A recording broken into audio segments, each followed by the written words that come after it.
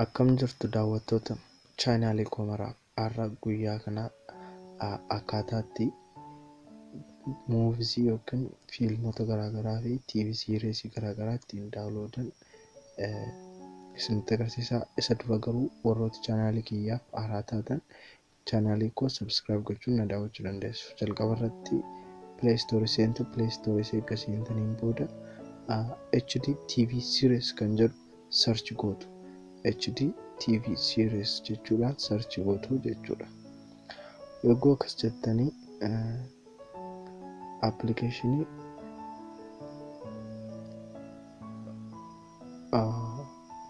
isoniin isaa HD fi O2 TV series and movies waan jedhu isin ergoo akkuma nutti maree jiru kan akkuma argitan kana aappii kana Play Store jalaatii buufattu jechuudha. An buufadhee waan hin jiruuf lama buusuu waan nan gaafatu isin garuu buufattanii fayyadamuu dandeessu jechuudha. Yogguu bantan keessi isaallee kana fakkaataa jechuudha. Amma banaa jira jechuudha.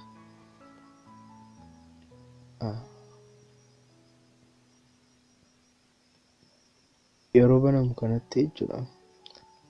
Filannoolee akkuma argitan kan filannoo 6 isinii kenna. Filannoo 6 kana keessaati filannoon sun garaagaradha. Inni tokko service menuudha, inni tokko search siteedha, inni tokko immoo guideedha. Service menu kan jedhu kuni karaa ittiin TV series yookiin movie sana ittiin daawunloodannudha jechuudha. Inni itti aanu search site kun immoo karaa ittiin search godhannoo fiilmii barbaanne sana jira. Guide jechuun immoo akkaataatti ittiin buufannu kan nutti agarsiisu yookiin kan nu agarsiisu jechuudha. Amma gaa service menu kan jedhu isa jalqabaa sana filannaa jechuudha. Isa keessaa immoo filannoo lamanuu ka'a. Filannoo lamaanuu kana keessaati tokko muuvisii yookiin fiilmiidha yookiin TV serviceedha inni tokko immoo. Karaan lamaan keessaati warri TV series buufachuu barbaadan serviceetti warri movie barbaadan immoo movieetti jechuudha. Itti aansuudhaan service ilaallasti. Service keessa server 1, server 2, server 3 itti buufata. Isaan keessaa server 1 kan jedhu kanatti buufa. Isa booda filannoolee hedduu ka'a. Filannoolee kana keessaati inni sirrii kan ta'e yookaan haala salphaatiin argachuu dandeessan server 1A fi server 1A plus kan jedhu kana keessaa jechuudha. Keessumatti inni server 1A jedhu murteessaadha waan ta'eef haala salphaan argachuu dandeessu. Dogoggoreeraa dhiifama naa godha al tokko irra deebi'a. Server 1A kan jedhu kanan filadhaa jechuudha. Yogguu kun sanatti diimaa maree kana toora lammaffaarra jiru jechuudha. Server 1A kana erguutti buutanii keessisaa haala kanaan isinii banna. Inni gara biroosariitti jijjiira jechuudha. Application HMTU.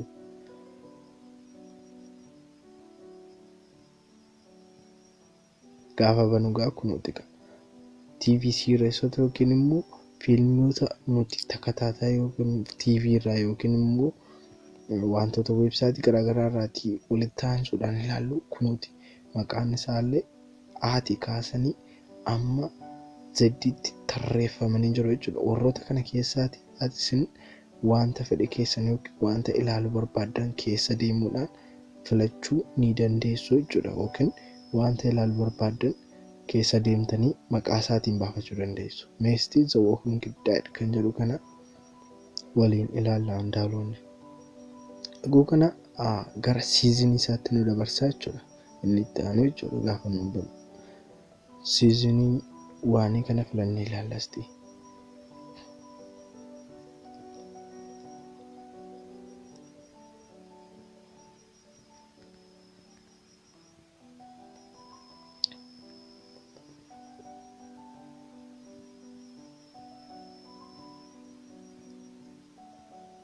Appiin kun waan ajaa'ibaadha.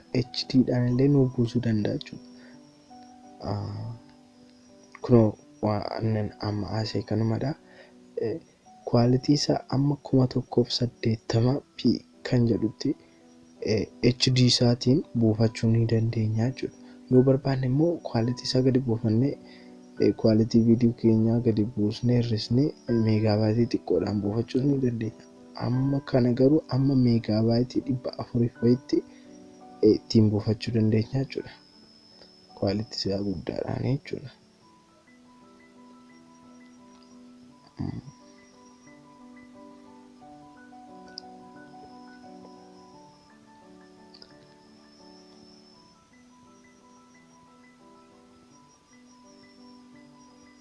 Kunuunti gaafa inni isinitti barbaade tokkos kanaan yeroo baay'ee websaayitoota garaagaraa keessatti yeroo siizinii filattanii siizinota tokko yoo filattanii siizinii sana hunda isaa episoodii achi keessa jiru hunda isaa aluma tokko isin buusaa jechuudha.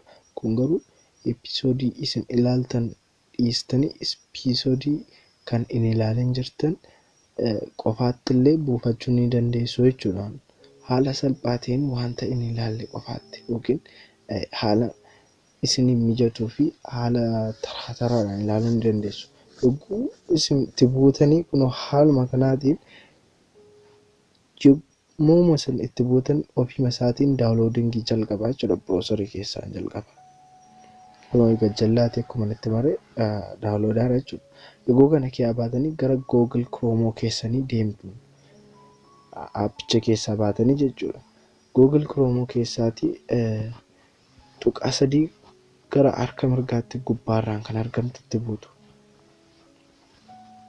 Achirraati download kan jedhu. Download ishenitti maree kanatti jechuudha. Achi keessa seentu. Alaalgaa kunoo akkuma isiniin jedhee amma daawunloodingii isaa jalqabeera jechuudha. Isa Walking Dead kan jedhu kunoo quality guddaadhaan meegaabaaytii guddaadhaan meegaabaaytii baay'ee illee ariifatee buusaa jechuudha. Just now era kunooti isinillee mala kana fayyadamuudhaan akkasin buustaniin jedha. Akkasuma immoo warra chaanaalii kootiif haaraa taatan ammallee irra deebisanitti chaanaalii koo subscribe naa godhaa. Galatooma.